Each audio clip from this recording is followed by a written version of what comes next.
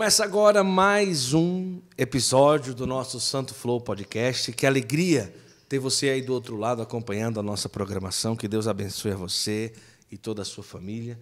Para nós é uma honra poder estar aí na sua casa, no trabalho, na rua, seja onde você estiver escutando agora mais um podcast.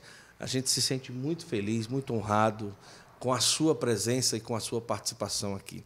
Eu quero convidar você a sentar nessa mesa, aqui com a gente, para participar dessa conversa, porque hoje, mais uma vez, nós recebemos um testemunho daqueles para abrasar o nosso coração. Então, desde já, antes de apresentar a convidada de hoje, eu queria pedir para você, vai lá, pega o link que já está aqui nos comentários, se você está na TV, pega o celular e rapidinho, você copia e cola, tá certo? Nos 10 grupos e 10 pessoas. Rapidinho. 10 pessoas, no santo você faz 10 grupos, porque o testemunho de hoje vai ser muito especial. Esse é mais um episódio aqui da temporada São Paulo. Nós estamos na Canção Nova, mais precisamente em um dos escritórios da comunidade Obra de Maria, que a gente agradece de coração a acolhida aqui ao nosso Santo Flow Podcast, na nossa passagem aqui na Canção Nova. Ela é missionária, consagrada, da comunidade Colo de Deus, tem uma história de vida muito forte, com certeza o cabelo de pregadora católica mais comentado no Brasil, e nós vamos conhecer toda a história e todos os porquês da Priscila Camargo, da comunidade Colo de Deus. Pri, seja bem-vinda. Até que, enfim, deu certo esse nosso podcast. Bem-vinda. Tem que vir. Obrigada, amigo. Para mim é uma alegria muito grande estar aqui. Eu acredito que o tempo e a providência de Deus são perfeitos, não é verdade? Verdade. Queria tanto gravar, e Deus providenciou para que fosse aqui, nessa Terra Santa, a gente vivendo todo esse mover da parte de Deus. Então, acredito que os propósitos do Senhor são muito maiores. Estou muito feliz de estar aqui. Com uma mulher cheia do Espírito Santo, tinha que ser um Espírito Santo desse tamanho. Desse tamanho. Minha gente, eu cheguei aqui, eu falei, tem o Espírito Santo, eu já vi desse aqui, desse tamanho. Agora, desse tamanho, eu estou igual Beata Helena Guerra aqui, ó. Todo falei, mundo... Eu tenho o Espírito Santo na minha casa, ó. Todo mundo que entra para trabalhar aqui, se não rezou naquele dia por algum motivo, vai ter que pedir o Espírito Santo ali. Já abraçado pelo Espírito, que não dá tempo. Aleluia, coisa mais linda. Olha só, você que está aí com a gente, nós vamos passear pela conversa, pelo testemunho. É a primeira pessoa, o primeiro consagrado, a primeira consagrada, pessoa que membro da comunidade Colo de Deus, que passa pelo Santo Flow. Olha, eu não sabia disso. Mas é a primeira da Colo de Deus, né, filha? Lindo. É a primeira. Bendito E, inclusive, a Priscila é do conselho da Colo de Deus, e a gente vai tocar também na história dessa comunidade maravilhosa, saber como é que estão aí os projetos, aquilo que estão vivenciando, tanta coisa boa que essa comunidade tem para oferecer para a Santa Igreja. E vamos conhecer um pouco também da história dela, que é extremamente emocionante, além de também ser muito propícia para renovar, abrasar, acolher e fortificar a nossa alma. Então, vem comigo. Se você, agora sim, você ainda não mandou o link, então pega aí rapidinho, faz isso, não é por você. Manda, igrejinha, não é por você, não é por mim, não é por ela. É pela pessoa que vai receber. A pessoa que vai receber, ela pode ser, e eu tenho certeza que vai ser tocada por tudo aquilo que a gente vai vivenciar. Natural de onde, Pri? Diz aí. Jandaia do Sul, norte do Paraná, igreja. De Maringá ou de Curitiba, mais perto? Maringá. Meia hora de Maringá, Maringá e Londrina. Pertinho. Maringá, Londrina ali, aquela região mesmo ali do norte. De Londrina dá quanto tempo? Também meia hora? Uma hora e 15, uma hora pouquinho. Entendi. E até hoje está lá? Hoje eu voltei para lá, né, amigo? Tá. Eu sou natural de lá. Quando eu fui para a comunidade de vida, saí de Jandaia e fui embora.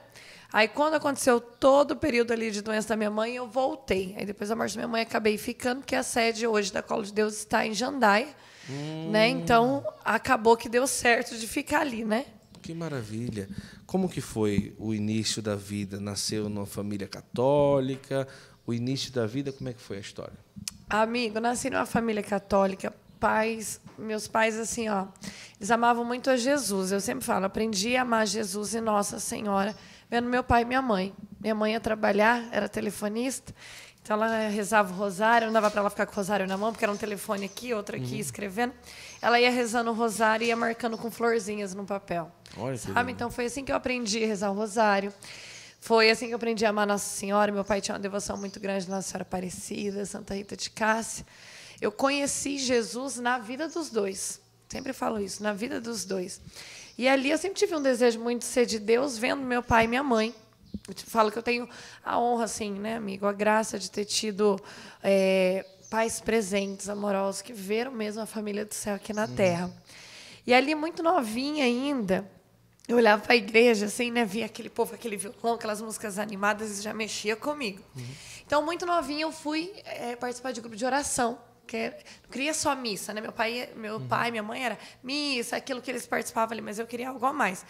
Então, eu comecei a participar do grupo da Renovação Carismática. Novinha, com 10, 11 anos. Olha, agora, Pri, a pessoa está gravando aqui com você, a Isolene está comendo sonho de valsa na minha frente. Oxi! Na frente de um gordo. Ela que não guarde para nós, não, né, igreja? Mas não é uma sacanagem.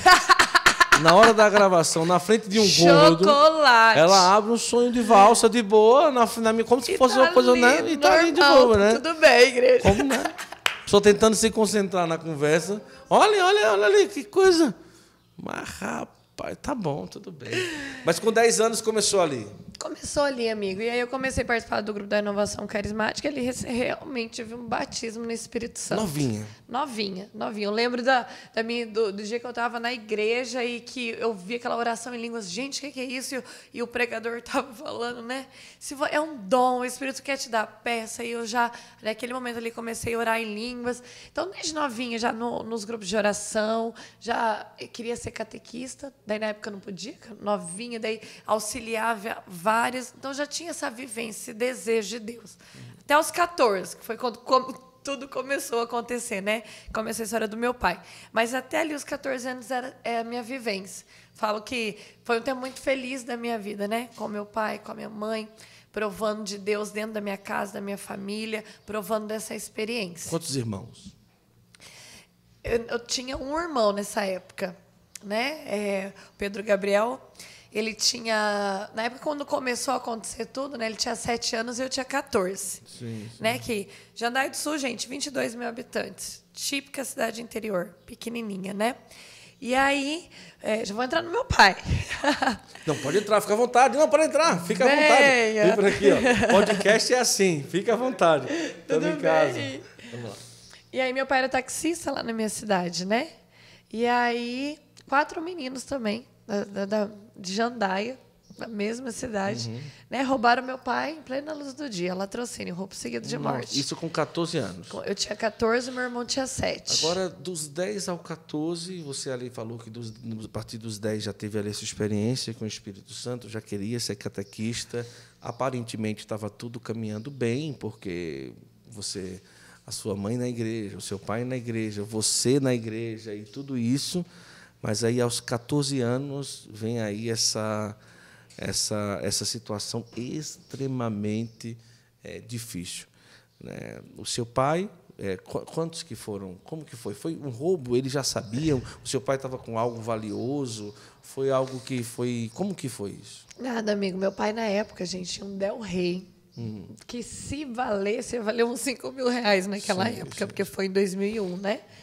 E eles queriam alguém para roubar o carro, na verdade. E aí eles ligaram no ponto de táxi. Foi o meu pai que atendeu. Ah, ele era taxista. Meu pai era taxista. Então, meu pai foi fazer a corrida para eles, né?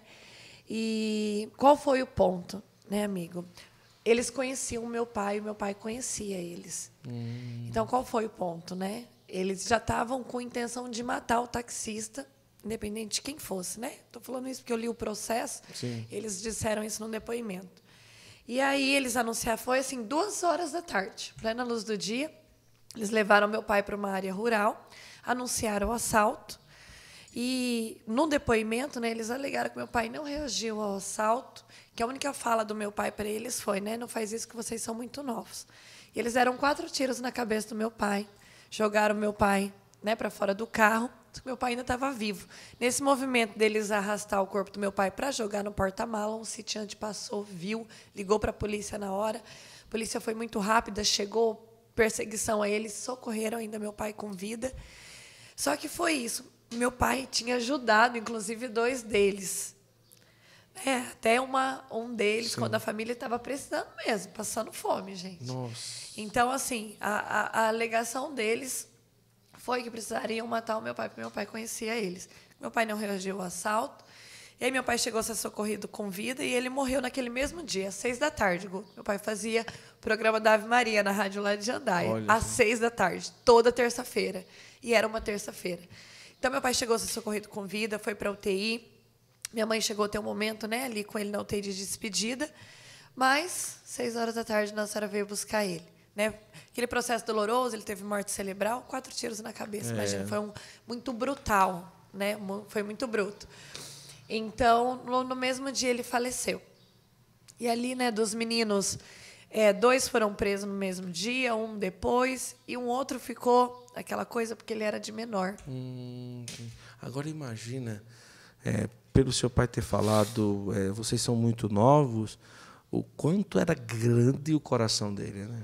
Amigo, quanto era grande. E daí entra um ponto muito chave, né? Porque daí o que aconteceu? Quando aconteceu isso, gente, eu já conhecia Jesus. Né? E eu tinha certeza que não era da vontade de Deus aquilo. Mas Deus tinha permitido. Santa Teresinha, ela vai dizer, não há nada que aconteça debaixo do céu que Deus não tenha previsto desde toda a eternidade. Tem coisa que é da vontade de Deus, mas tem coisa que é da permissão dele. E eu brigava justamente com Deus, que eu falava, por que você permitiu meu pai morrer dessa forma? Ele te amava, ele te servia, ele era um homem justo. Não é porque morreu, não, Guto. Você pode ir em Jandaia, qualquer um que conviveu com meu pai. Sim. Meu pai era um bom pai, um bom esposo, um bom irmão, um bom amigo. No entanto, que a morte do meu pai causou... Você imagina a cidade pequena. Nossa Senhora. A cidade parou.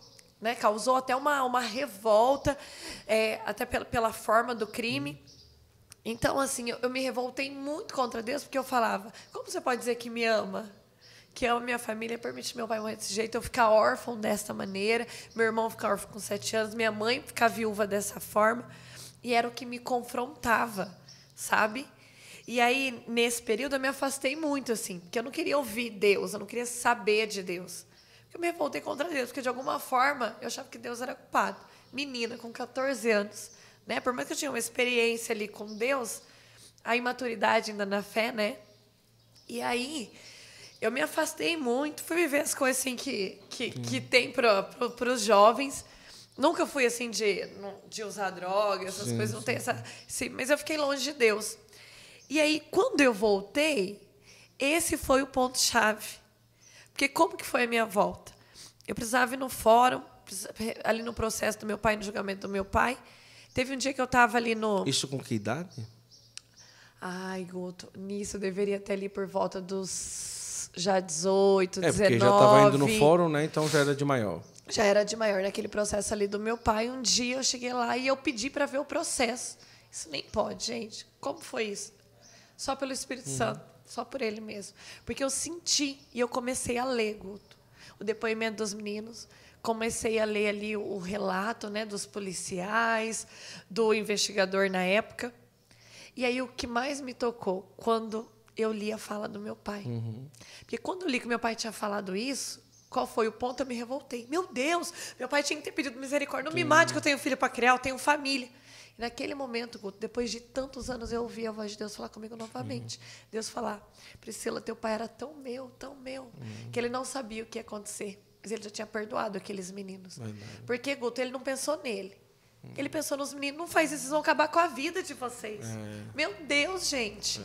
Então, Deus, naquele momento, falou comigo. No entanto, que automaticamente, do jeito que eu saí do fora, eu corri para a igreja. Foi quando eu me prostrei diante do Senhor. E daí foi quando eu fui viver esse processo de volta, sabe? De viver esse processo de ser amada, ser acolhida por Deus, de entender que Deus não me abandonou, que eu tinha perdido meu pai da terra, mas eu não tinha perdido meu pai do céu. Mesmo eu fugindo, eu negando, eu querendo estar longe. E eu fui viver esse processo de reconciliação, assim mesmo, com Deus. E foi onde eu fui entendendo o poder de Deus, sabe? Dentro da minha vida, da minha história. Nesses 4 anos por aí, 4, 5 anos que você passou longe, o que é que você viveu? meio de quase que uma depressão, você conseguia estudar, você conseguia sair com os amigos tranquilamente. Como que era o relacionamento dentro de casa? Você já não ia mais para o grupo de oração, você ia pelo menos na missa, você via na televisão. Como que foi esse tempo assim longe depois do falecimento assim? Amigo, eu passei por 2 períodos. Aquele primeiro período, dos 2 primeiros anos da morte do meu pai, eu tive uma depressão muito profunda. Profunda mesmo, emagreci muito. Já era magrinha, emagreci muito. Porque meu pai morreu pertinho de datas importantes. Né? Ele tinha acabado de fazer aniversário, era Natal, era novo, eu ia fazer 15 anos. A gente estava naquela época, preparando a festa. Então, foi um trauma em cima do outro, assim, sabe? Senhora. Então, nos 2 primeiros anos, eu tive um período de uma depressão profunda, assim. De eu pensar tirar a minha vida. Cheguei a escrever carta, assim. Eu só não tirei minha vida porque eu olhava para minha mãe, Guto, e eu pensava assim, e aí? Ela não merece mais uma dor. Ela não merece.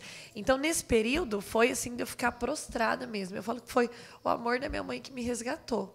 Porque ela ali comigo, eu tomava uma caixa, gente, era uma caixa de sapatos de remédio, de antidepressivo, e mudava remédio, isso e aquilo. Então, foi esses 2 primeiros anos assim. Quando eu fui melhorando, saindo, tentando tocar a minha vida, eu já trabalhava fora, assim, no sentido de ajudar. Mas com a morte do meu pai, mesmo na depressão, eu não quis ficar dependente financeira da minha mãe, pelo contrário, eu quis ajudá-la. Então, eu já comecei a estudar à noite, trabalhar de dia, mas era aquela luta, né? Sim. Da pessoa que tem depressão. E aí, quando eu saí desse período depressivo, que eu dei uma melhoradinha, comecei com amizades erradas e fui viver o que o mundo oferece. Festa, balada, bebedeira, e ficar com os meninos. Então, essa era a minha realidade, sabe? Aquela busca assim, de preencher aquele vazio Sim. dentro do meu coração com as coisas do mundo. Tive a oportunidade de fazer muita coisa errada? Tive. Tive a oportunidade de usar droga? Tive. Não o fiz, porque eu falo que Nossa Senhora me protegeu muito. Inclusive, hoje eu vejo que ela até me livrou da morte em alguns momentos, nessas festas, nessas bagaceiras aí que eu vivia. Que ela me livrou até da morte, assim, sabe, amigo? Só que, assim, nesse período, eu não conseguia, por exemplo, ir numa missa. Eu não conseguia ter um diálogo com Deus, sabe? Eu fui, assim, vivi um rompimento com Deus muito forte mesmo. Deus está aqui, Deus está... sabe? De você não querer, de você se afastar. Então, nesse período, eu não buscava muito assim. Eu não queria buscar. A partir do momento depois que você leu todo o auto do processo, ali foi o ponto-chave para você começar a voltar. Começar a voltar, porque daí foi quando...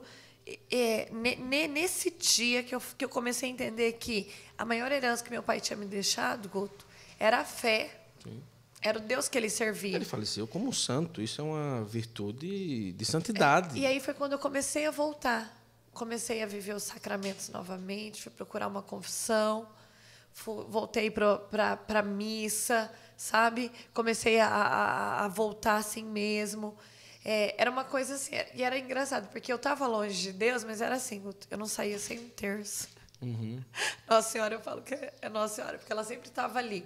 Então, às vezes, eu não conseguia, tipo, ai, meu Deus, igual eu lembro, assim, às vezes, de alguns momentos, né, porque era natural meu recorrer a Deus. Ai, Deus não, sabe? Mas aí, ai, Nossa Senhora, me ajuda aqui.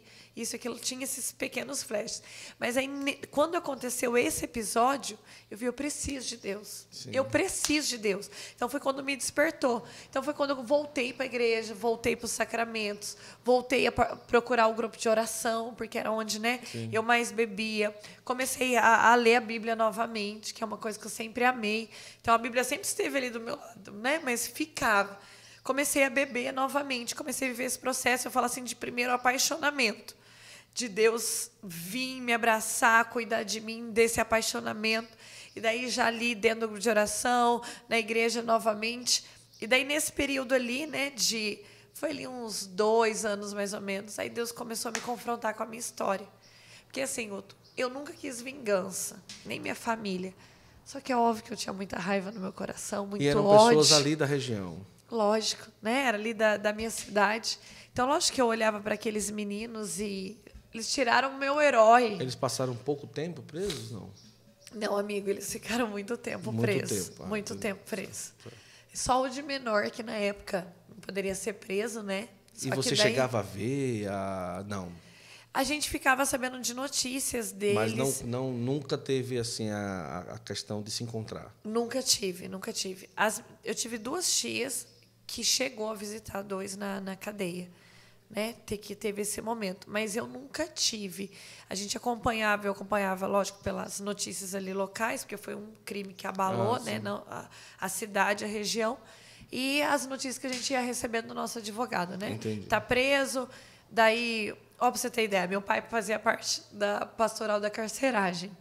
Então ele evangelizava os presos de Jandaia. Então, quando os meninos foram presos, né, quando meu pai morreu, primeiro que todos eles raparam a cabeça para homenagear o meu pai, porque meu pai aprendeu a cortar cabelo para cortar o cabelo dos presos, porque não tinha quem cortasse. Aí meu pai ia, rezava, lia a Bíblia com eles, evangelizava eles. Então, quando os meninos foram presos, o que aconteceu, Guto? Botaram os meninos lá. Tiveram que se separar. Os meninos foram parar no hospital, quase mortos, né, da surra que eles levaram ali. Então, assim, a gente ia acompanhando notícias deles. O de menor, na época, não foi preso, porque não podia. Só que foi embora de Jandaia, porque também houve aquela revolta da parte da cidade natural. Meu pai era muito conhecido na cidade. Então, ele tinha ido embora. Daí, eu acho que é outra parte da história, que daí eu fui saber notícias deles anos depois. Tá. Né? Mas aí começou a ser confrontada com a história. Mas como assim, você fala? Porque, amiga, eu tinha muita raiva, muito ódio no meu coração desses meninos. Mesmo depois de muito Mesmo tempo? eu ali com Deus, por quê? Eles tiraram o meu bem mais precioso, gente. Meu pai, meu herói. Meu pai era muito presente. Meu pai era um pai presente, que amava. Então, eu olhava... Gente, eles tiraram o que Deus tinha me dado de mais precioso. Então, é óbvio que eu tinha muita raiva, muito ódio no meu coração. É lógico que eu até amaldiçoava a vida desses meninos, né? Aquela coisa de justiça dentro de nós, né? E Deus começou a confrontar. Você não serve a 2 senhores. Ou é o amor ou é o ódio. E Deus começou a me confrontar com a minha história no sentido: você precisa perdoar, Priscila. Você precisa perdoar. E aí foi um confronto para mim, que eu falava: Deus, as pessoas precisam perdoar o pai e a mãe que abandonou. Precisa perdoar alguém que ama. Eu tenho que perdoar quem matou o meu pai, os assassinos do meu pai. E aí Jesus começou a me confrontar com ele na cruz, a Virgem Maria ali de pé, vivendo aquele momento. Então, Guto, eu vivi um processo muito bonito, assim, de perdão e restituição na minha história. Primeiro, de me perdoar, porque quando a gente perde alguém, a gente, por que eu não amei mais? Apesar de Deus ter me dado a honra e a graça de amar, e eu falo que eu amei, Deus me deu a graça de amar até a mais. Né? Eu fui a última pessoa a ver o meu pai. Então, naquele dia, mais uma vez, como sempre, me despedi dele beijando, abraçando, pedindo a bênção e falando que eu amava. De entender que eu amei o tanto que eu poderia amar. De perdoar até o meu pai por ter ido cedo. Por mais que ele não tivesse culpa, mas ele aceitou a vontade de Deus. Então, de perdoar meu pai de ter ido cedo, de perdoar as circunstâncias da vida que nos machuca. É dia dos pais, é meu aniversário, é aniversário dele. E de perdoar esses meninos, Guto, porque eu compreendi que eles não tiveram a oportunidade de conhecer o Deus que eu conheço. Eles não tiveram a oportunidade de fazer uma experiência do amor de Deus que eu e o meu pai e a minha família teve. Então, assim, é lógico que esse processo de perdão, gente, não foi um dia, um mês. Foi um processo ali que foi de 2 a 3 anos, que eu falei para Jesus: Jesus, eu acho que eu não consigo, mas se você está me pedindo e falando que eu consigo, eu quero. Então, eu me decido pelo perdão. Então, eu comecei a orar por isso, comecei a jejuar, comecei a falar: eu quero perdoar, eu quero perdoar. Então, foi esses anos eu vivendo esse processo de perdão e deixando Deus restituir a minha história. E todo o processo de perdão, o que acontece, Guto? Porque eu sempre falo, né? A gente não pode... Eu posso mudar o passado? Não. Eu posso mudar o que fizeram? Não. Mas com Jesus, eu posso santificar. É verdade. Com Jesus, eu posso transcender, dar outro sentido. Então, o que foi esse processo? Foi eu reviver tudo de novo, mas com Jesus. Vendo que Jesus estava ali no dia que meu pai morreu, vendo Jesus no meu quarto do choro segurar a minha mão, sabe? Vendo tudo isso. Vendo que esses meninos não conheceram o amor de Deus e De eu dar também, né? Porque o que é perdoar, gente? É decisão. Isso. E perdoar é você dar ao outro aquilo que o outro não foi capaz de dar para você. Então, de eu poder também dar para esses meninos o céu. Você ali com a sua volta, já pregava ou isso já veio depois? Não, nem servia. Assim, não servia tava igual no eu grupo. sirvo hoje. Não servi. Eu estava ali no grupo de oração, eu servia assim, em retiro, em alguma coisinha que precisava. Mas você não é tão muito. expansiva na fala e tudo, e mesmo assim não prevê. Mesmo, amiga, eu falo que esse foi um tempo onde Deus foi me formando, me preparando. Assim, eu servia, por exemplo, né, nos retiros da renovação no final de semana. Eu ia, lavava banheiro, e dançava, e agitava ali. Mas era aquela realidade ali.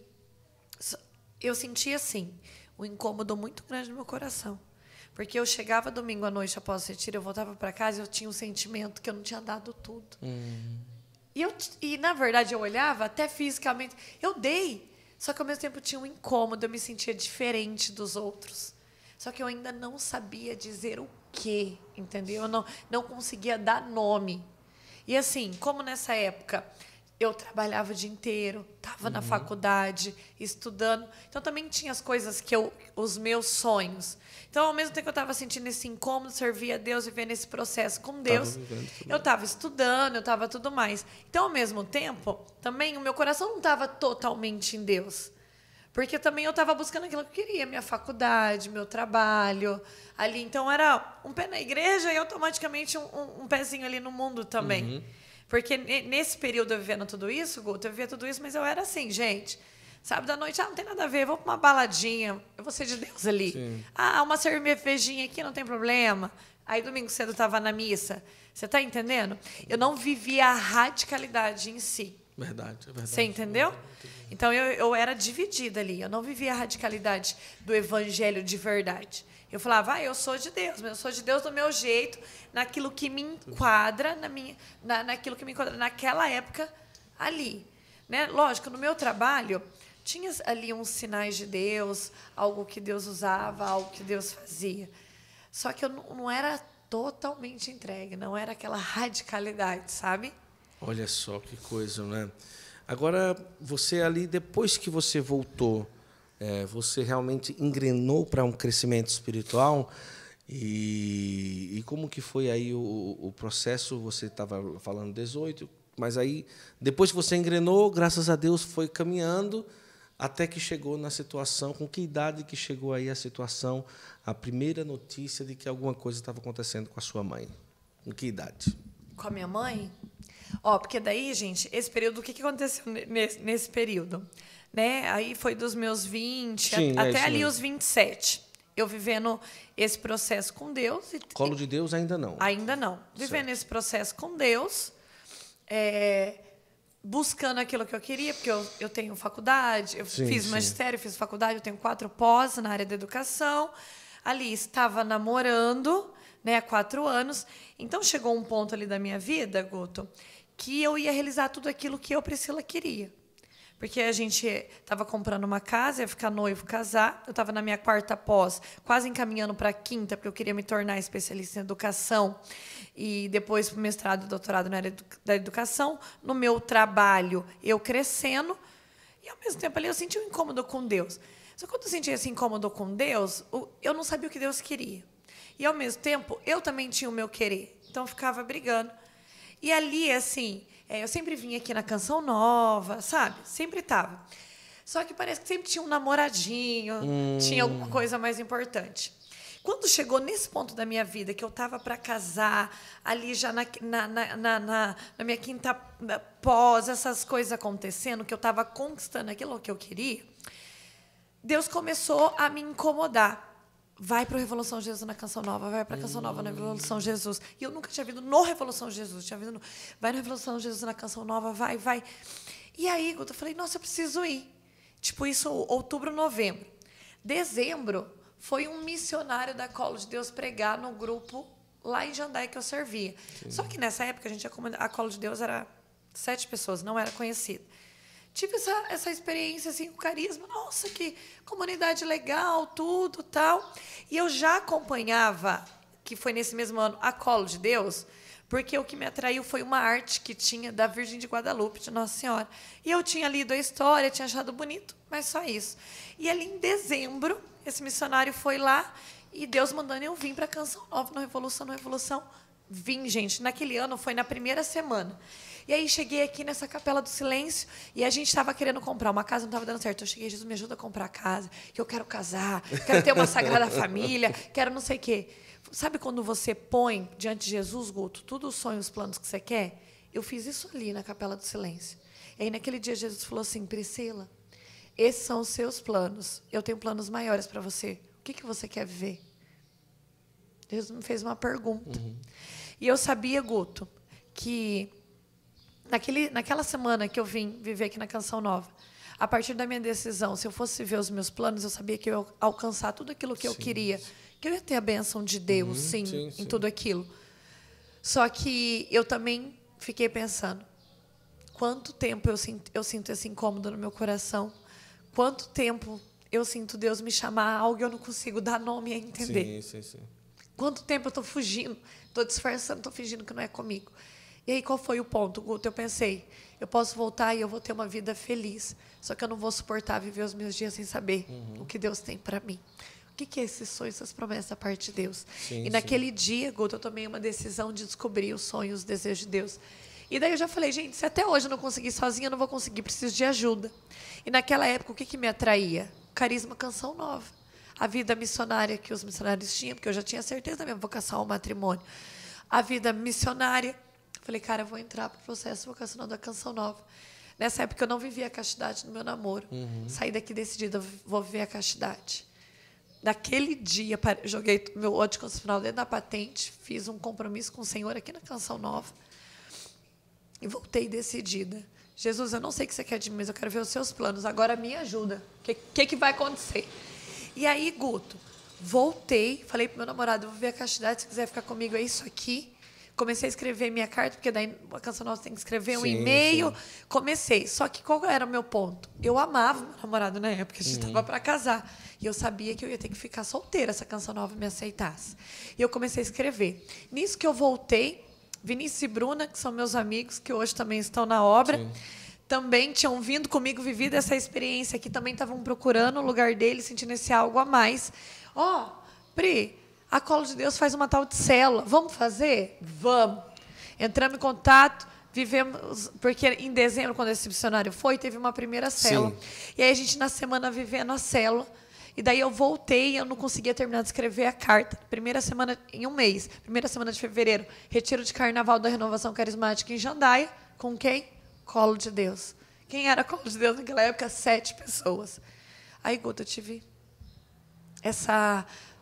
esse encontro com o Carisma, com os fundadores, tal. E assim, aquela luta dentro de mim, não entendia, porque quando eu encontrei com o Carisma, meu coração queimava. Gente, o que está acontecendo? O que está acontecendo?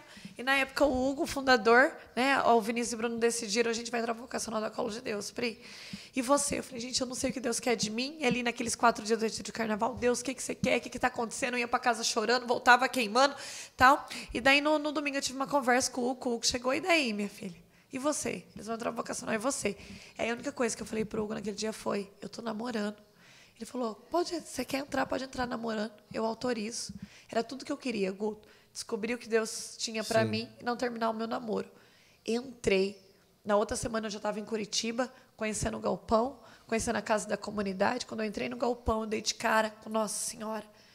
Quando eu vi a comunidade rezando, a cor da parede, as artes, aquela Nossa Senhora, o jeito que aquele povo rezava.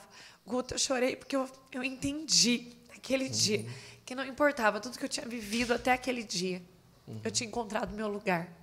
Eu tive um sentimento tão forte de pertença que naquele dia eu falei, Jesus me fez Colo de Deus. Sem entender até exatamente o que isso significava. Ali, Deus automaticamente, não precisei de formador, nunca me falaram. Foram 4 meses, eu terminei meu namoro. Deu 7 meses, Jesus me tirou o emprego. Eu vivi naquele ano, Guto, com Deus, falando, eu quero descobrir o que você tem para mim, eu quero descobrir o que você tem para mim. Naquele ano eu vivi com Deus o que eu não tinha vivido em 10 dentro da igreja. É realmente também o passo que você deu para dizer, Senhor, faça Quando eu me permiti, eu falei que Jesus virou minha vida do avesso, gente.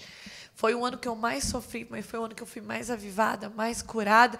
E Deus mexeu em todas as áreas da minha vida. Aí é onde parte, quando o pessoal fala de vocação, às vezes as pessoas pensam que vocação é você ir simplesmente se encontrando. Mas não é simplesmente se encontrar, porque às vezes o se encontrar, às vezes é se encontrar com a sua vontade, onde você se sente 100% bem, onde você se sente bem acomodado. E nem sempre vocação é isso. Vocação, geralmente, você vai precisar se desprender de alguma coisa. Vocação, para acontecer aquilo que Deus quer, vai precisar você experimentar algo novo, vai precisar você, como a Prita vai falando, deixar se abrir para algo novo. Então, como a gente sempre fala, a vocação é você deixar-se Deus conduzir e entender que nem sempre vai ser aquilo que você idealizou, como o sonho de Alice, né? Como o sonho de Alice. Vou casar, tá tudo direitinho e tal. Mas, a partir do momento em que deixa aquele algo a mais que Deus queria fazer, vai acontecendo, né? E vai acontecendo. E dali você entrou para a colo de Deus. E daí ali já... E daí, isso era que ano? Início 2015. E aí foi assim, ó. Quando eu encontrei com o Carisma, gente, eu encontrei a verdadeira Priscila. Então, assim, todos os dons, os ministérios vieram para fora. Sabe? Então, assim, Deus foi mudando todas as áreas da minha vida. De repente, eu já terminei o namoro. Foi uma renúncia que eu fiz. Daqui a pouco, Deus me tirou o trabalho, porque eu fui mandada embora, inexplicavelmente. Um dia antes do Geração Atômica, que é o retiro mais importante para a Colo de Deus, cheguei lá e daí rezei, né, com os meus fundadores. Deus deu uma direção naquele dia. Naquele dia, eu já comecei meio que viver ali da providência no sentido de... comecei a vender produtos de evangelização para ir para os vocacionais, já envolvida com a missão. Em Jandaia, Deus começou a dar um povo para mim, para o Vinícius e para a Bruna, e a gente fazendo célula multiplicando e nascendo uma missão da Colo de Deus. Então, assim, foi tudo muito rápido, porque Deus tem pressa. E quando você fala assim, meu filho, é assim, ó. Deus tem pressa, né, do nosso sim. E aí eu fui vivendo tudo muito rápido. Então, assim, aquele ano foi aquela loucura. E daí foi entrando 2016. 2016 me consagrei já como comunidade de aliança. E ali vivendo com a aliança, e Deus fazendo, e Deus me levando. Só que ainda eu sentia algo a mais, comunidade de vida. Deus queria me tirar da minha cidade. Aí fui para a comunidade de vida, na época fiquei um mês em Curitiba, fui morar no Nordeste. Foi quando a gente tinha casa de missão no Nordeste, foi quando eu fui para o Nordeste. Morei 2 anos no Nordeste, na nossa missão lá. E aí, na época, veio o mover da Colo de Deus abrir uma casa de missão em Portugal. E aí me escolheram para ir com mais 2 missionários. E aí, ó, você vai liderar a missão. E aí, Guto, já estava 6 anos, quase 6 anos dentro da Colo de Deus. Eu estava vivendo um tempo mais feliz em Deus depois da morte, assim, do meu pai. Onde eu estava contemplando a graça de ser totalmente de Deus, de fazer a vontade de Deus, de ver as promessas de Deus na minha casa, na minha família. Porque, gente, eu saí de casa com a bênção da minha mãe. A maior alegria da minha mãe era falar que a filha dela era missionária. Minha maior alegria, gente, já estar em missão, é servir a Deus, servir o povo de Deus. Então, eu estava vivendo um tempo muito feliz. E aí veio, vou para Portugal. Meu Deus, vou morar em Fátima. Então, eu estava muito feliz. E aí, eu vim de férias. E daí, nesse processo de férias, ali já tirando um passaporte, pedindo um visto, porque daí eu fico um visto religioso, que eu ia ficar um tempo a mais em Portugal. Nisso que eu vim de férias, Guto. Quando eu cheguei em casa, eu olhei para minha mãe e vi que tinha uma coisa errada. Olhando para ela, eu vi que tinha uma coisa errada. Comecei a levar minha mãe no médico, foi muito rápido, né? E aí, logo já descobrimos ali o câncer. O dia que o médico falou para mim que era um tumor, que era um câncer, eu não tive dúvidas daquilo que eu tinha que fazer. Não tive dúvidas. Ela ali internada, primeiro eu fiquei sabendo, né? E aí, na hora, eu liguei primeiro para o meu diretor espiritual, Diácono Romo, Canção Nova, e ele falou, você já sabe o que você tem que fazer? Eu falei, eu sei o que eu tenho que fazer. E aí, liguei, na época, para os meus fundadores, para a minha formadora também da comunidade, que na época era cofundadora, e eu falei, olha, minha mãe está muito doente. Estou pegando minhas coisas, estou voltando para casa, eu vou cuidar dela. E eles me abençoaram, ficaram comigo ali na minha decisão, sem saber, porque nesse dia eu não falei que era câncer, eles não sabiam. Sim. Mas a comunidade sempre confiou muito em mim.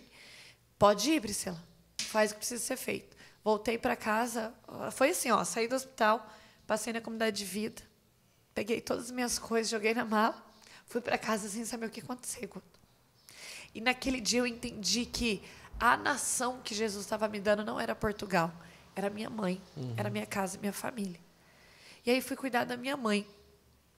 E já cuidando dela ali, eu cuidei dela há 6 meses. Do dia mesmo que a gente descobriu o tumor ao dia da morte, deu 3 meses. Nossa, foi muito rápido. Foi muito rápido. Como ela recebeu a notícia? Amigo, minha mãe era uma mulher muito de Deus, assim. E ela chorou em 2 momentos só da doença. E o dia que eu falei para ela que ela estava com câncer, que ela estava com tumor, que era sério, e que ela precisava até uma cirurgia de emergência. Meu Deus, Guto, aquela mulher cheia do Espírito Santo. Uma mulher de fé, sabe? E ela recebeu a notícia. Nós foi para a sala de cirurgia, fazer a cirurgia. Fez, lutou como uma guerreira de Deus, sabe? Nunca vi ela reclamar. Em nenhum momento ela murmurou. Em nenhum momento ela questionou a Deus. Sempre ali, dentro de toda a vontade e permissão de Deus. O único dia que ela chorou, Guto, foi quando ela no hospital ela falou para mim que eu tinha uma entrevista no consulado e a passagem estava marcada para Portugal. E a tua viagem? Falei, mãe, eu não vou mais. Ela chorou. Você tem que ir. Você tem que fazer a vontade de Deus. Priscila, você é serva dele. Você tem que fazer a vontade de Deus. Você é consagrada a ele. Eu falei para ela, mãe, a nação que Jesus está me dando não é Portugal, é você. Falei, Jesus me fez missionária para isso aqui, para cuidar de você. Nesse dia ela chorou. Falei, Jesus me quer aqui cuidando de você e é aqui que eu vou ficar. Foi o único dia que ela chorou, Guto. Nossa. E a minha mãe sabia, porque uma das coisas que eu falava para Jesus era assim, quem perder alguém vai entender. Eu não vou ver o meu pai velho. Eu não vou ter a oportunidade de cuidar do meu pai, de ver ele de cabeça branca. E eu sempre falava isso para Jesus. Jesus, eu não vou ter a oportunidade de cuidar do meu pai. Eu falei para minha mãe nesse dia, Jesus está me dando, mãe, a oportunidade que eu não tive com meu pai, que vai ser cuidar de você. E eu vou cuidar. E aí foi esse mistério que eu fui viver, sabe, Guto? De cuidar dela, como eu queria cuidar do meu pai. De poder honrar ela de alguma forma. E eu sabia ali, Guto, que tudo que eu estava fazendo por ela, eu estava primeiro fazendo para Deus, servindo e amando a Deus, e também fazendo pelo meu pai, sabe? Era impressionante, você falava, né, no seu testemunho, que ela acompanhava todas as pregações. O que fosse transmitido, que ela podia acompanhar. Menino, eu lá no Nordeste, ela falava, que hora que você vai pregar? Grava sua pregação e me manda. Ah, não tinha não transmitia alguma? Não gente, nessa época... Grava e me manda. É porque hoje, o que acontece? Hoje, as pessoas me conhecem. Nessa época, quem é Priscila Colo de Deus? Eu ia pregar lá no meio do sertão, no meio do Agreste, ia pregar nos povoados, entendeu? Era essa missão que eu fazia. Então, o que eu fazia? Gravava no meu celular as pregações e mandava para ela. Mãe, hoje eu vou pregar 4 horas sobre Nossa Senhora. Grava a pregação. E daí ela me mandava lá, que estava com o terceiro intercedendo por mim. Gravava e mandava. Se no mundo, e eu falo aqui para todo mundo que está em casa assistindo, seja onde estiver, a gente conseguisse criar essa consciência, né? Quantos pais que sonham que o filho seja médico, jogador de futebol, e artista, ou atriz, ou advogado, alguma coisa. E se os pais tivessem o coração que sua mãe teve, que sonhou que a filha fosse missionária. Era a alegria dela. Eu tenho até um vídeo, né, que a gente fez, na época, contando o testemunho do meu pai, que ela falava assim, né, uma das maiores alegrias que a Priscila deu para o Camargo, eu não tenho dúvida, que foi servir e amar a Deus. Com tudo que ela tem, com a vida dela. Que linda. E ela sempre falou isso. No entanto, que eu falo que tudo que eu faço hoje, Guto, na minha vida missionária, é honra para os dois, sabe? Eu tenho que honrar muito os dois na missão, porque era a alegria deles. Eles me entregaram. Quando eu me consagrei, né, na comunidade, Jesus, pelo carisma Colo de Deus, eu falei, mãe, eu sou uma consagrada. Capaz, já te consagrei primeiro, Jesus, quando você nasceu. Aí, quando eu fui me consagrar a Nossa Senhora à escravidão, capaz, já te consagrei a Nossa Senhora há muito tempo. E era engraçado, porque eu chegava, e eu falava, chegava assim, às vezes, da missão, eu ligava para ela, mãe, Deus falou para mim que eu sou profeta, que eu ia partilhando com ela o que Deus ia falando comigo, Guto. ela falava assim, ela já sabia, ela falava, ontem eu estava rezando, Deus falou isso. Ontem eu estava rezando, Deus falou aquilo. Sabe? Teve um dia que eu nunca esqueço. Que perto de eu sair de casa para a comunidade de vida, sim, eu fui pregar numa cidade próxima à minha. E aí eu fui me despedir dela. E aí ela estava rezando com o tercinho na mão, lavando calçada, lá de casa com o tercinho na mão rezando. Falei, mãe, já estou indo. Ela falou, estou rezando. Daí, estava um tempo de chuva. E eu falei, mãe, reza que eu estou com medo da estrada. Pegar chuva na estrada, missionário, né, na estrada. Ela falou assim, fica com medo não. E se prepare. Que Jesus vai te levar. Porque a Nossa Senhora acabou de falar para mim que Jesus vai te levar muito longe ainda para pregar. Mal sabia eu que ia pregar lá para o Nordeste afora. Sim. Nessa época eu nem fazia ideia. Então, tudo, Guto, que eu vivia com Deus, assim, ó, foi com a bênção e a profecia da minha mãe. Né? Ontem eu vivi uma profecia dela, gente. 2016, eu ali na arquibancada, sentada com ela, vendo um povo de Deus subir naquele palco no centro de evangelização para tantas pessoas. Ela olhou para mim, ela falou, um dia você vai subir ali, você vai pregar ali. Eu caí na risada, eu falei, mãe, tá ficando louca. Tinha feito, acho que 3 pregações na minha vida, gente, olhe lá. E ela falando, um dia você vai subir ali, você vai pregar, e você vai pregar sobre Nossa Senhora. Realizou ontem, gente, essa profecia da boca da minha mãe. Olha isso. Então, tudo que eu vivia com Deus, assim, Guto, é com a bênção dela, com a profecia dela, com o sim deles, doado e sofrido. Sim. Eu sempre falo que a minha vocação nasceu na cruz do luto do meu pai. E quando eu vi esse processo de perdão com meu pai, eu falei, Nossa Senhora, está aqui minha história, faz o que você quiser. Logo em seguida, eu estava aqui, Jesus falando, vem ser inteira minha. Então, eu falo que na cruz do luto do meu pai nasceu a minha vocação, minha vida consagrada a Deus, sabe? Não tenho dúvidas disso. E tudo aquilo que eu vivo hoje com Deus, assim, é tudo com a bênção e com a profecia do meu pai e da minha mãe. Em 3 meses, a sua mãe faleceu. Como que foi ali os últimos momentos com ela? Como que foi dentro de você viver a possibilidade, de novo, de perder alguém que você tanto amava, não é? Mas agora dentro de uma comunidade, já como consagrada e tudo, já não tinha mais possibilidade de você se esquivar, ou melhor, voltar e ficar 4 anos triste e tal, não tinha mais como. E como que foi esse processo todo? Guto, quando eu soube da doença, assim, ó, eu sempre soube. Deus está... Desde o início já disseram que era muito grave. Era muito grave. Desde o início. Quando eu descobri o tumor, então a gente teve que fazer um exame muito rápido, foi muito sério. Então eu já sabia que era sério, mas eu também já sabia que era uma visita profunda da parte de Deus. E todo o tempo eu consagrava. Tanto o tumor, a saúde dela, aquilo que Deus queria viver com a gente. Aí ele falava, Deus sabe de todas as coisas. Eu rezava aquela passagem do rei Ezequias, quando o profeta vai e fala, arruma a tua casa que você vai morrer. E ele vai e chora, e Deus vê a oração dele e manda de novo o profeta. Eu vi o teu choro, eu vou te dar mais 10 anos. Porque depois da morte do meu pai, minha mãe teve um outro relacionamento e teve um outro filho.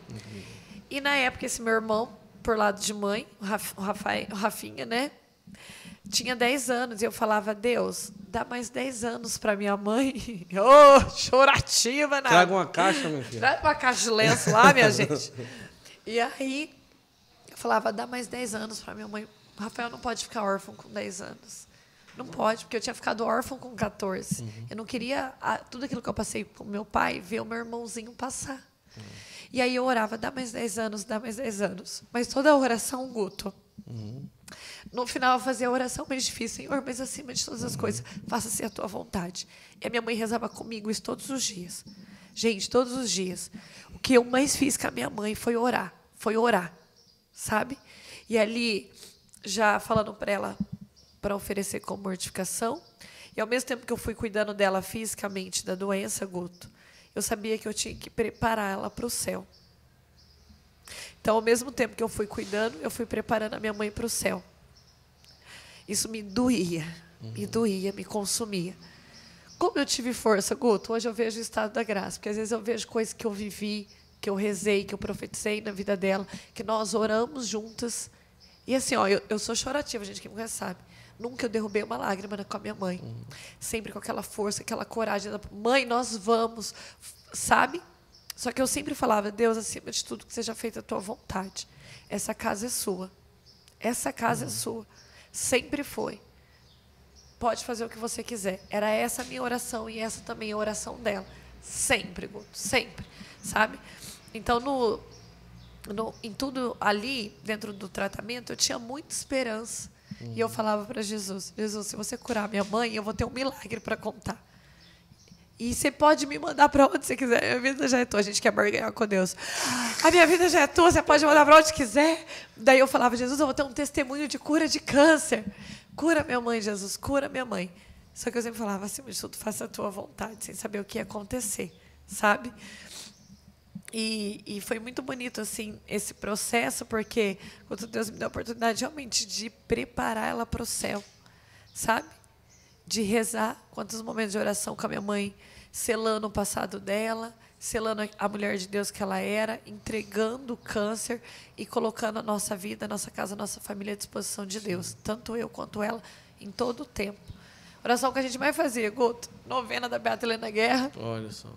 A novena da Misericórdia e o Santo Terço, todo dia. Ela não desgrudava, Guto, no hospital, fazendo a químio em todos os momentos. Aqui, gente, o tercinho dela. Às vezes eu lá cochilando na cadeira do hospital, não tendo mais força para rezar, e ela aqui, ó, passando as bolinhas dela o tempo todo. Nossa. O tempo todo. Perto do falecimento dela, ela esteve no hospital? Sim. Ela estava fazendo a primeira químio. E ela teve uma parada cardiorrespiratória depois da primeira químio. Certo.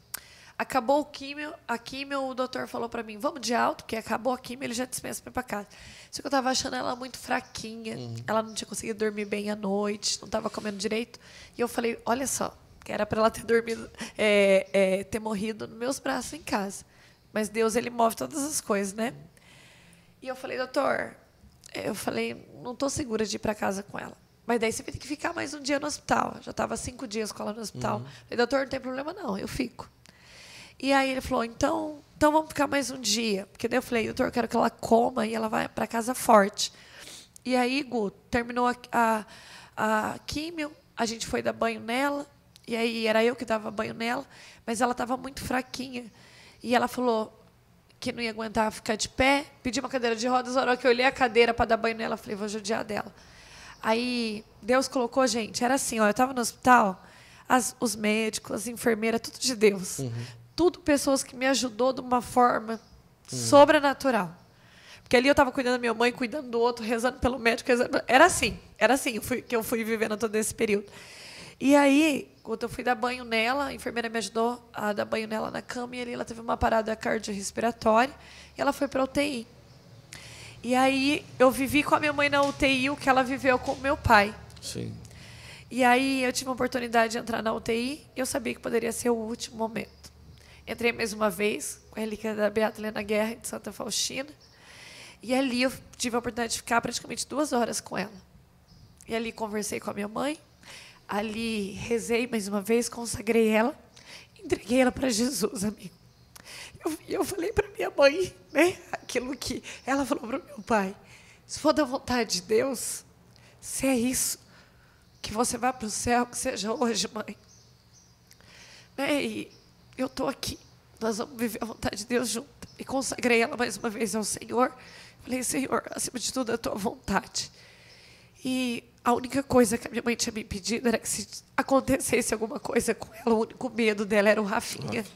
Porque ela falava para mim, olha, você já tem a sua vida, seu irmão já é adulto, tem 26 anos, tem a vida dele, mas o Rafinha tem 10. E ela falava, você vai cuidar dele? E eu negou, falei para ela, mãe, se for da vontade de Deus, se Deus assim quiser, e você for para o céu, eu vou cuidar dele, porque ele é meu filho também. Porque quando o Rafinha nasceu, gente, eu tinha 22 anos, sempre cuidei dele já meio como mãe. Eu falei, eu vou cuidar dele. E daí, ali naquela UTI, eu sei que ela precisava ouvir aquilo,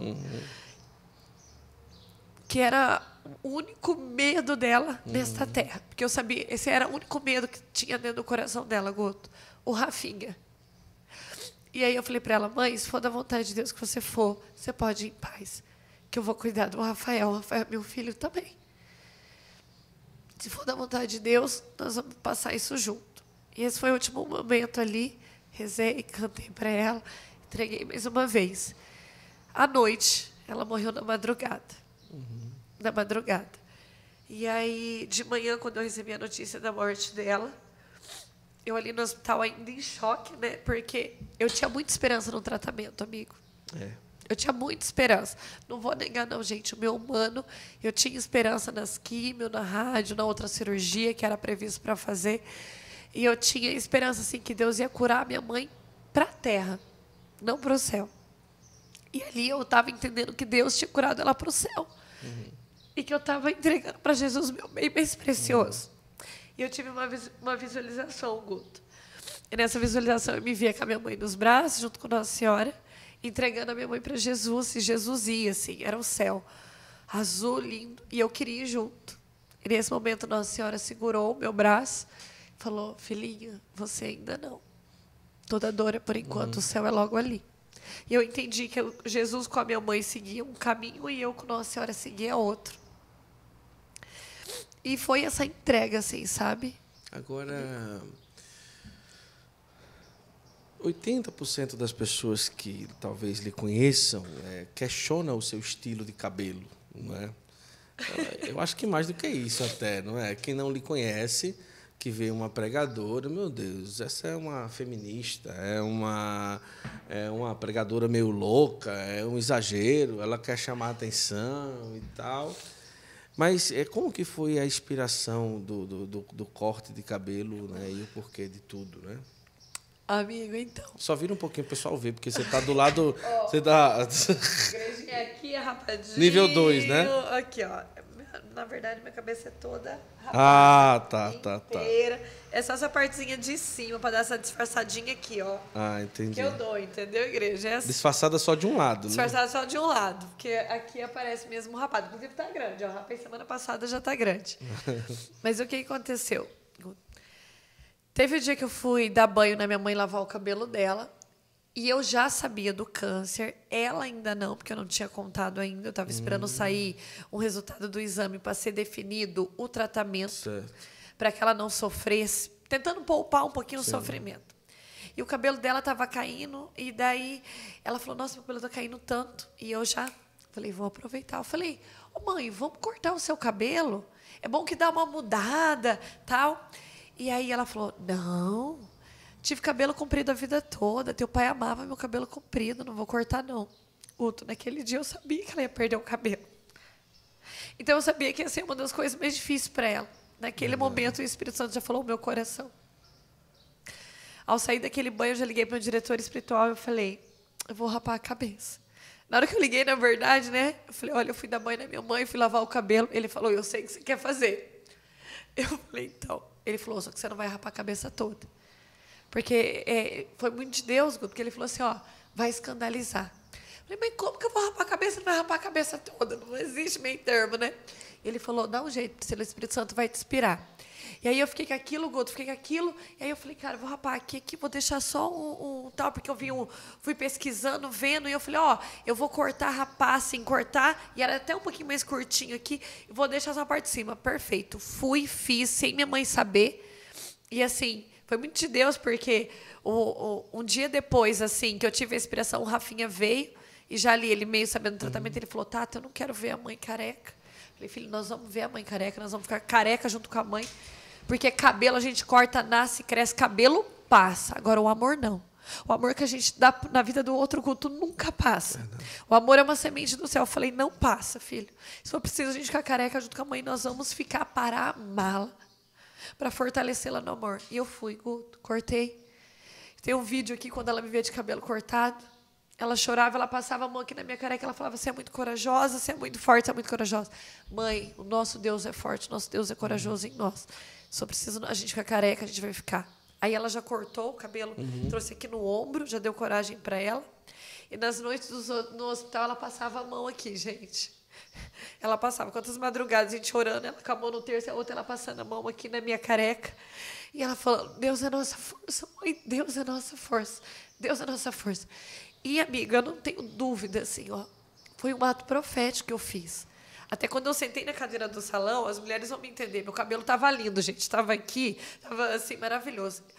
Me deu um medo, assim, e na hora, a Érica, que trabalha no salão, ela é maravilhosa, né? Cabeleireira maravilhosa, ela veio e ela falou assim, Pri, Porque ela sabia o porquê que eu estava cortando. Ela falou, Pri, deixa eu te falar uma coisa.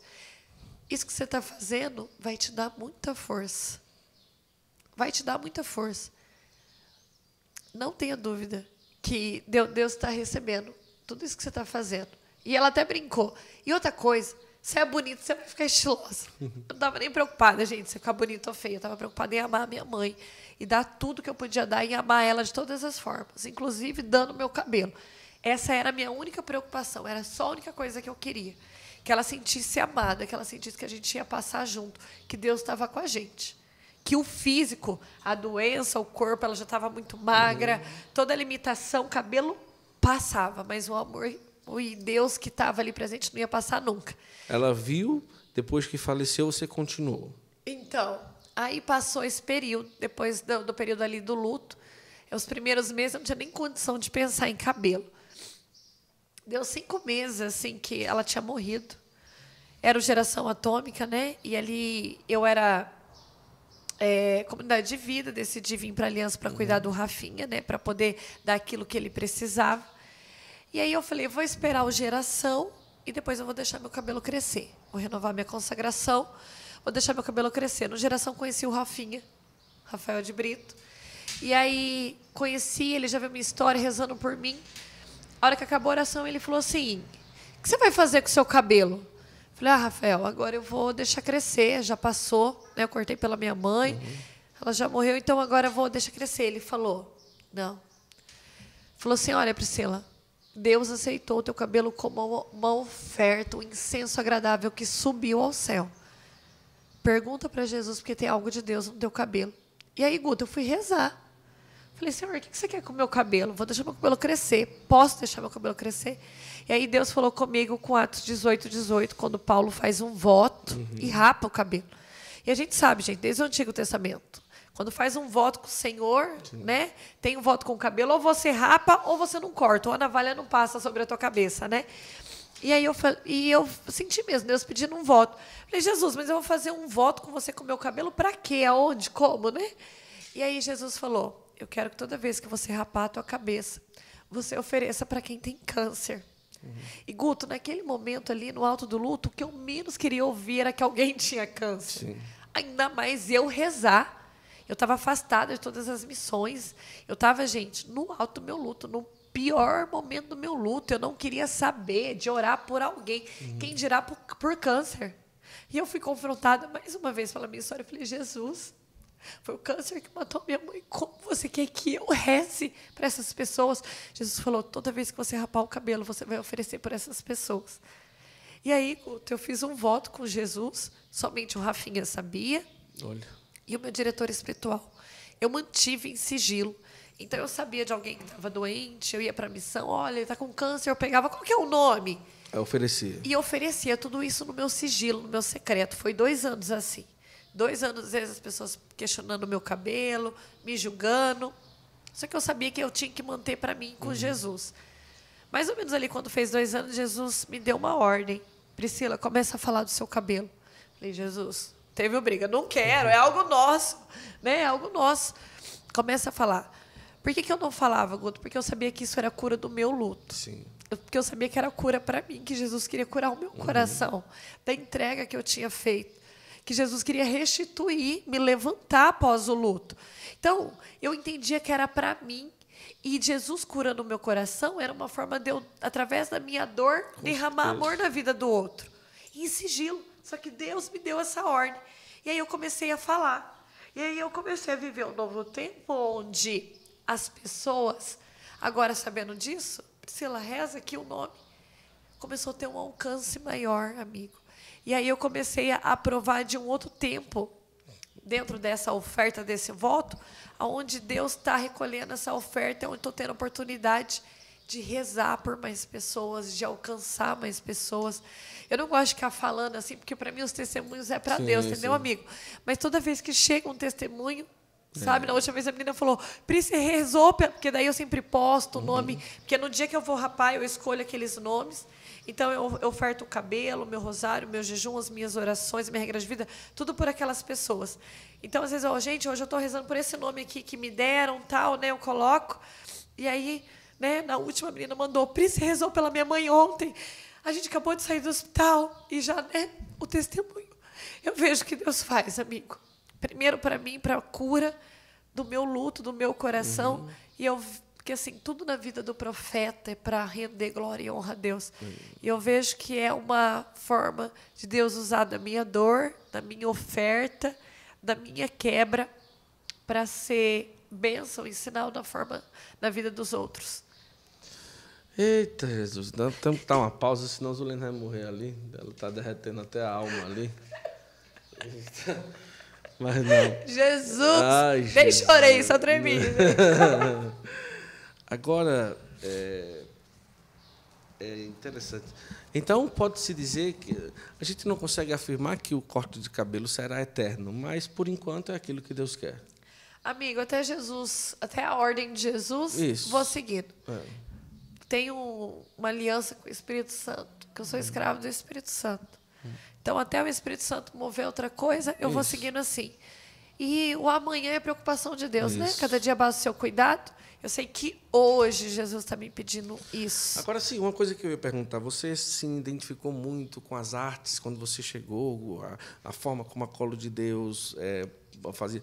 Mas você sempre foi meio colorida, estilosa, como você é hoje, brilhante, né?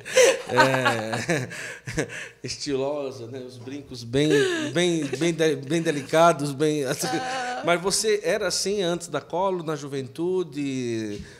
Antes de tudo isso, você já gostava de um estilo diferente? Já era, Luta. Eu acho que eu falo que o estilo, moda. Porque o pessoal fala, você tá estilosa, eu brinco. É meu jeitinho de ser, né? Brincando, né? Mas é coisa da minha identidade mesmo. Tá. O estilo. Não esse veio meu por jeito causa do expansivo. cabelo, já tinha Não, uma certa... já tinha. Eu já era assim, gente. Quem me conhece sabe que eu sempre gostei de um brinco, de uma pulseira, de uma roupa diferente. E eu falo assim, Guto, quando você sabe quem você sabe o que lhe convém. Então, essa coisa do estilo, da roupa, da moda, do meu jeito de ser, sempre foi muito forte. Lógico que quando a gente encontra com carisma, tudo se potencializa.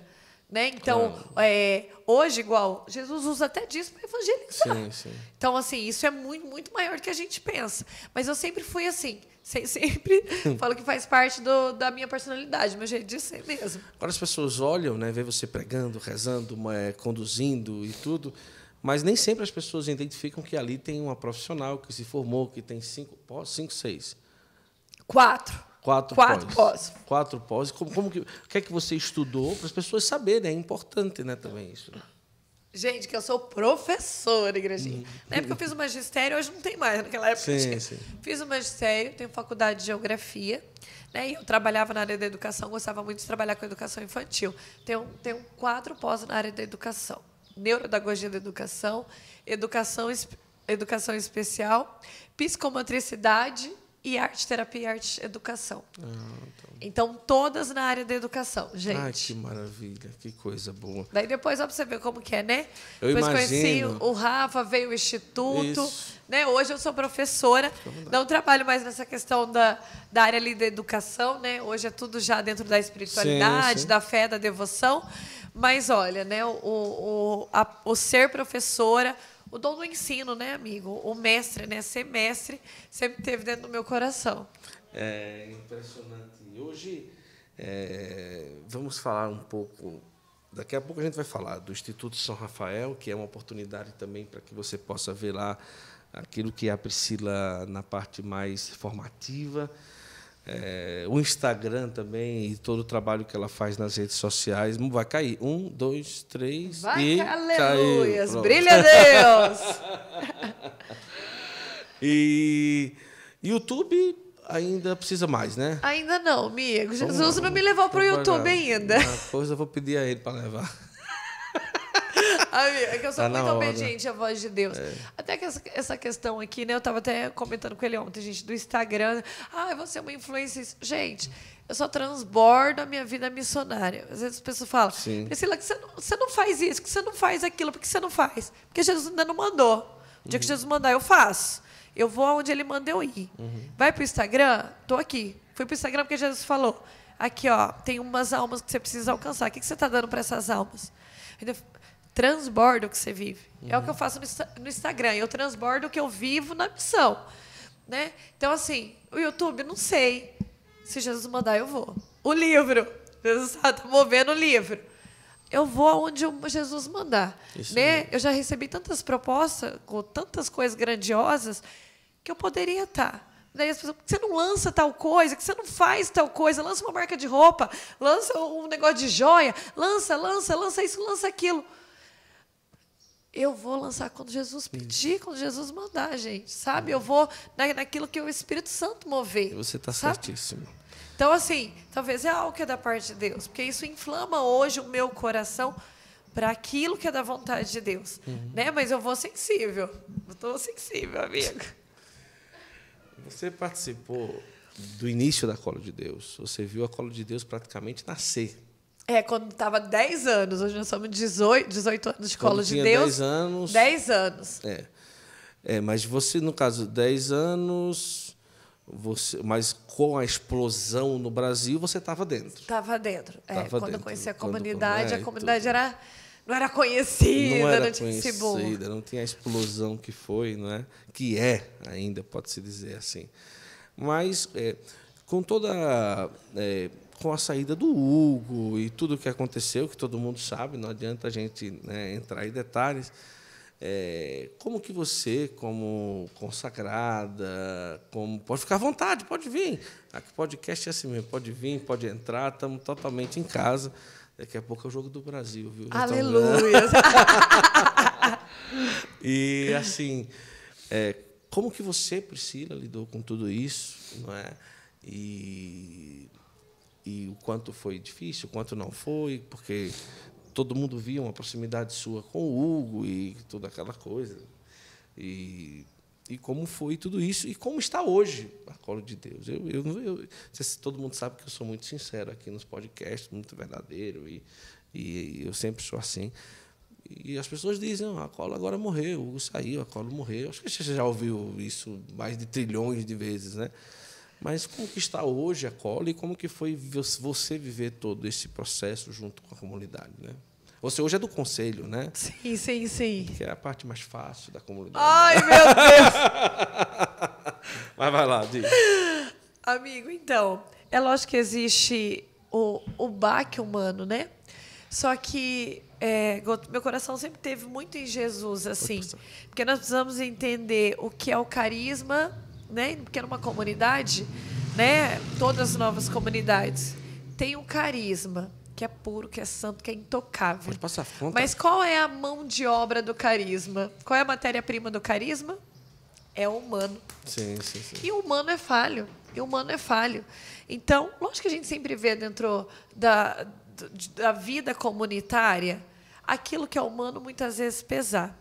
Então, lógico que com a saída do fundador, houve, lógico, né, dentro do meu coração, lógico, uma surpresa, né, uma decepção, mas também, assim, meu coração estava tão enraizado em Jesus que eu aprendi, amigo, ver a vontade e a permissão de Deus para todas as coisas, sabe? Então, eu entendi que era um tempo difícil, né? Tanto na minha vocação, na vocação dos meus irmãos, quanto para a Colo de Deus. Só que aquilo que é de Deus, amigo, Deus mesmo testifica. E Ele não precisa de homens para isso. Né? No entanto, que foi um período mais difícil, realmente. Acho que foi o período alto de crise. De crise, assim, no sentido, estamos passando por um tempo mais difícil, pelo vale mesmo, pelo deserto da Colo de Deus, realmente. Né?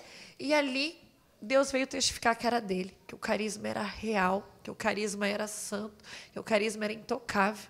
A igreja testificou, a igreja cuidou da gente, a igreja, assim, nos abraçou. No entanto, que a igreja falou, vocês existem, são real. Houve o reconhecimento diocesano. Houve o reconhecimento diocesano que nós já tínhamos e veio a aprovação dos nossos estatutos. Então, quando a igreja aprovou os nossos estatutos, né? E a gente sempre ouvia da igreja, o fundador saiu, mas o carisma está aí.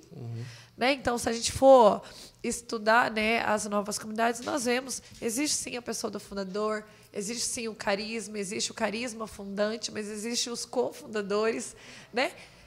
Existe tudo isso.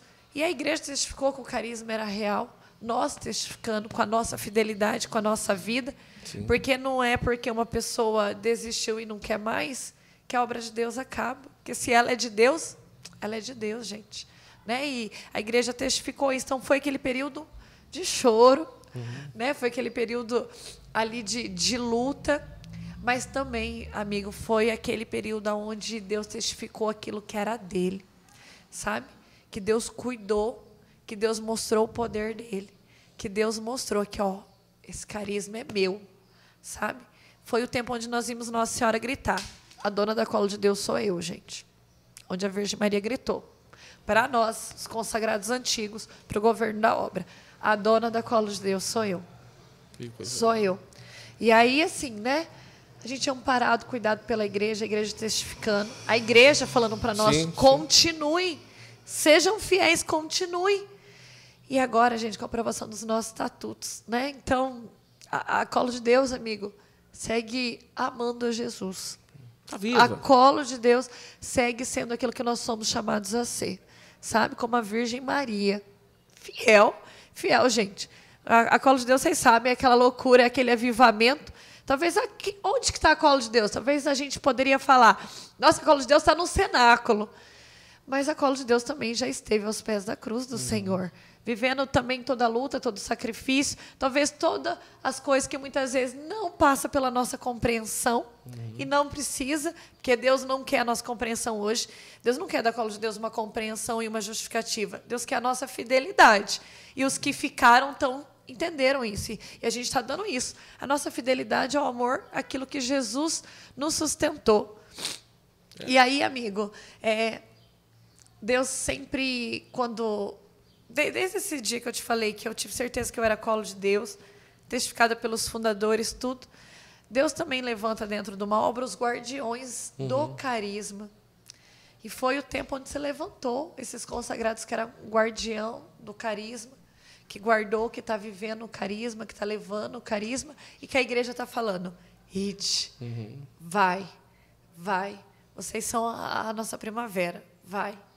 E a gente está vendo esse novo tempo aí, esse novo tempo onde veio a alegria da aprovação dos nossos estatutos, desse reconhecimento da igreja, desse tempo onde Deus também está chamando, Guto, porque a Colo de Deus errou muito, né? A gente errou muito.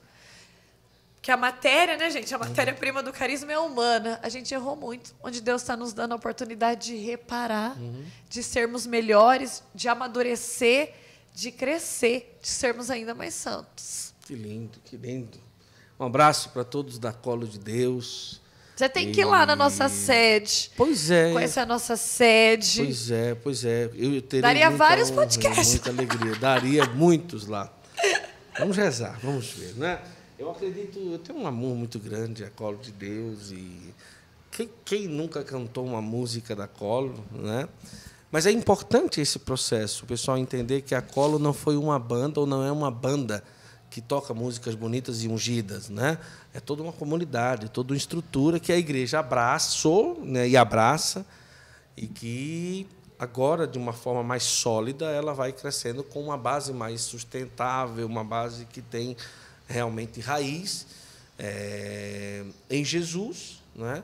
Mas regada pela força da igreja. Então, eu acho que é isso, mesmo. Mas eu quero dizer também para você acompanhar a Priscila nas redes sociais, né? A turma da igrejinha. Please, igrejinha. Please, igrejinha. E assim, você vai ter a oportunidade de acompanhar os passos da Priscila, que vem assim pregando o Brasil inteiro. Aqui na Canção Nova já tem outras datas marcadas, eu acho, né? Carnaval, né? Venho para o Carnaval aqui na Canção Nova, gente. Carnaval, e assim, a presença dela assim nos meios nacionais, eu acredito que está só começando. Oh, meu Deus! Ela vai se preparar para voar. É bonito também o quanto o Rafinha também entende isso na sua vida, não é? Ele já tem uma certa maturidade de perceber a sua missão, né? Tá junto com você, né?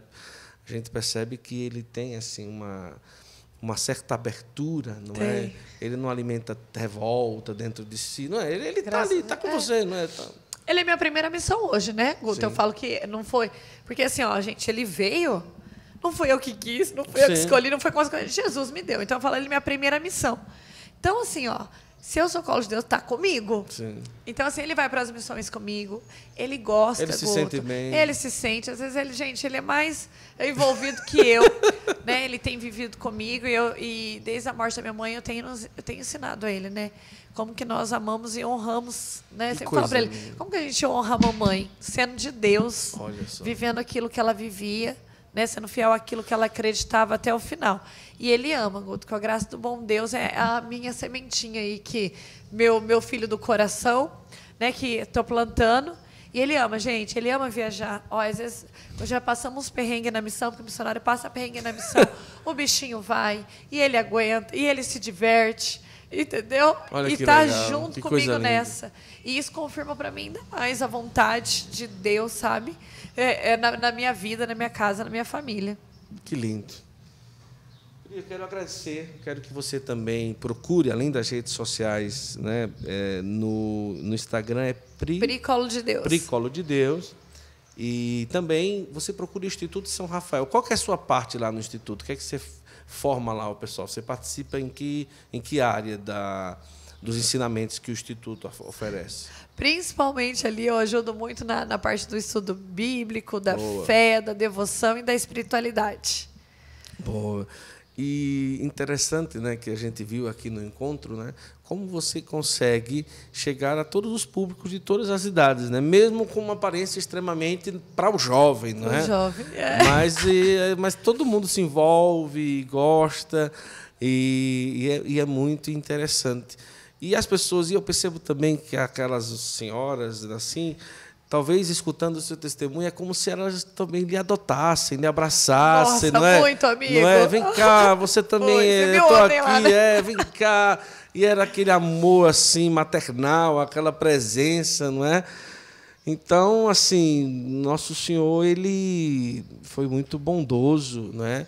Em lhe colocar numa missão, numa vida em que lhe deu muitas mães, muitos pais e muitos filhos. Não é? 100 vezes mais, né, amiga? A promessa de Jesus é real. Isso mesmo, né? Ontem, quando eu fui amada, e é tão lindo que muitas das senhorinhas, às vezes, né, vem, oi, professora Priscila. Eu sou professora delas, mas ao mesmo tempo elas vêm, você está na minha oração todos os dias. Olha, também que são coisa minhas linda. mães espirituais, né? E aquilo, né, Guto? Falei que eu ofertei o que eu tinha de mais precioso para Deus, que era meu pai e minha mãe, né?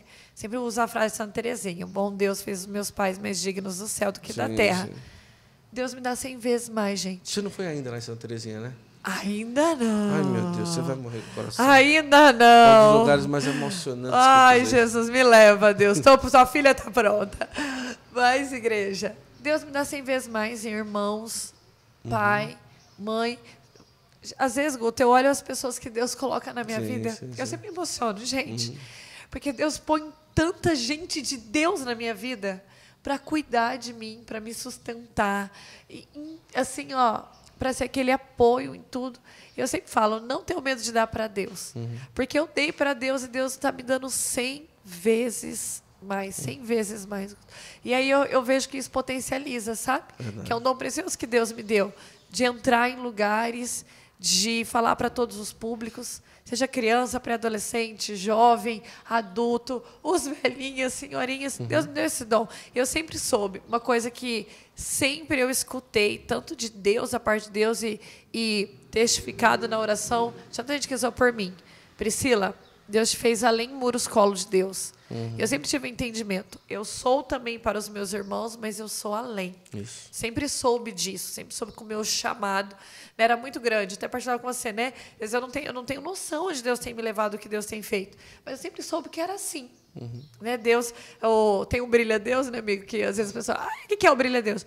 O brilho a Deus é meu chamado. Quando o Senhor me chamou, ele Mateus 5, vós sois a luz do mundo. Não se pode esconder uma lamparina debaixo da mesa. Mas é em cima para iluminar. Não se pode esconder uma cidade do alto monte. Então, quando eu conheci a Colo de Deus, Jesus falou, Isaías 49, que é a minha palavra, né, de vida e vocação, vou fazer de ti luz das nações, para levar a minha luz até os confins da terra. Então, eu sei que é grande, que é além, eu não tenho noção. Só peço, amigo, para que Deus use, sabe? da minha identidade, da minha história, do meu propósito, de tudo aquilo que eu tenho para o reino, do jeito que Ele quiser. Que lindo.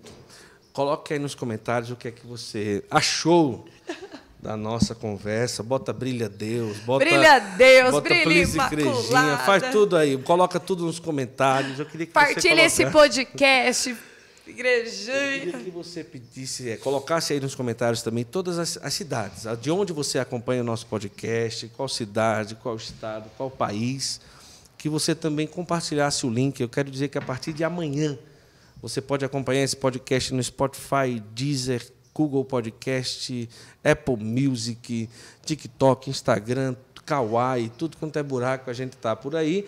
E assim que terminar aqui o YouTube, você pode voltar, se você pegou da metade, para escutar toda a conversa, fique à vontade. Mas vai colocando aí nos comentários o que é que você achou. Eu quero agradecer mais uma vez ao pessoal da comunidade Obra de Maria, que nos cedeu essa sala aqui, dentro da Canção Nova, para gravar essa temporada São Paulo, que estamos passando por aqui. E agradecemos de coração toda a generosidade deles para conosco. E agradecer a Priscila por ter vindo para essa conversa tão especial. E, para mim, foi um grande presente ter você, não só aqui no podcast, mas a gente ter convivido esses dias. Eu acho que foi algo que, sei lá, Deus explica, né? Como se a gente já fosse já irmão há tantos anos, né? Brinquei com eles, gente. Os doidos se combinam, né? Os combinam. Eu falei, gente, que raiva que eu já amo vocês. Porque parece que a gente já conviveu uma vida toda, assim, né? Já se conhece de tempo. Mas é assim, o Padre Léo falava isso, né? Quem é do céu se reconhece. E Santo Agostinho falava da idade das almas, não é? Nem sempre a idade dos corpos tem a mesma idade das almas. Ele disse que muitas almas já se conheceram antes dos corpos se encontrarem. Né? Aleluia. Mas isso é verdade. Não, mas eu não tenho dúvida nenhuma disso, minha gente. Não tenho dúvida. Isso eu também tenho total certeza. Então, Pri, muito obrigado. Deus abençoe. Alegria, amiga, de estar junto, queimando até o céu. E que Deus possa conduzir todos os seus passos. Um abraço para todos aqueles que acompanham a Priscila. Um abraço a você que esteve conosco até o final dessa conversa. Vai compartilhando, vai mandando para todo mundo essa nossa conversa de hoje. E até os nossos próximos encontros. E muito obrigado mesmo, de coração. Tamo junto, amigo. Uma alegria. Que bom. Eu quero agradecer também a minha querida e amada esposa, que está aí, feliz da vida. Comeu chocolate na minha frente. Não dividiu. Que terrível, que terrível. Né? Então, muito obrigado. Deus abençoe a todos vocês. Vocês sabem que nós estamos aqui toda segunda e toda quinta tem podcast. Terça-feira tem Santo Flow Intimidade, a gente reza junto com a Palavra de Deus. Quarta-feira tem o Santo Flow Vida, que é uma pregação que eu sempre trago para você, inédita. E na quinta-feira tem um podcast, e na sexta-feira o Santo Flow com o professor, que é uma conversa com o Rafael Brito sobre um assunto específico. E de sexta a domingo, nós estamos 24 horas no ar, com a reprise de todos os nossos episódios, mais de 70 episódios. E a gente vai escolhendo alguns cada final de semana para você colocar no controle da sua TV e acompanhar uma das nossas conversas aqui do nosso Santo Flow. Muito obrigado, Priscila, obrigado a você. Deus abençoe, esteve aí igreja. nos comentários e falou, esteve conosco. Um beijo no coração e até a próxima, se Deus quiser. Tchau, tchau.